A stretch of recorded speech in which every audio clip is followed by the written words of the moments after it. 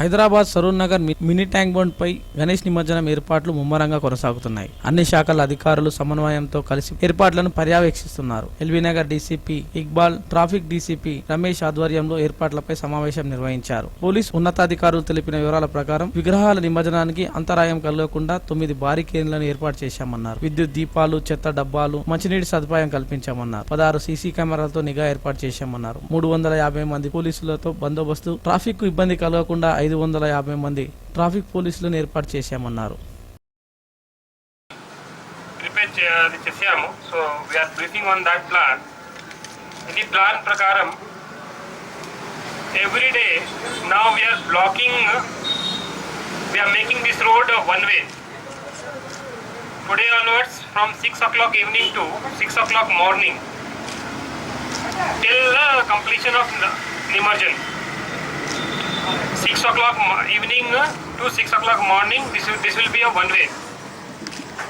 On the day of 11th, that is the 15th September, we are closing this road for 24 hours. So 24 hours it will be a one way. No other vehicle will be allowed from other side. Only this is the Sankareswar Bazaar nunchi entry point, and exit is near about Chowdi Taravata in Gandhi statue and post office. That will be the route plan, exit plan. Idilo the way మళ్ళీ 2 వే అయిపోతుంది. ఈ మళ్ళీ పెద్ద పెద్ద విగ్రహాలను మళ్ళీ 16th నాడు continue అవుతాయి. ఆ రోడ్స్ అన్ని కూడా మన జనరల్ పబ్లిక్ దృష్టిలో పెట్టుకొని దయచేసి అందరినీ కూడా చేసినట్టు కొద్దిగా అవేర్నెస్ తీసుకురావాల్సింది మీ అందరి questions. Thank you. Traffic almost 350 వరకు ఉంటారండి. 350 ఎస్ఎస్ మామూలుగా ఒక 15 to 16 సిఎస్ ఉంటారు. అట్లాగే ఒక 30 మెంబర్స్ ఎస్ఎస్ ఉంటారు. టోటల్గా ఫోర్స్ అంతా వేసింది ఒక 350 వరకు మేము వేసాం.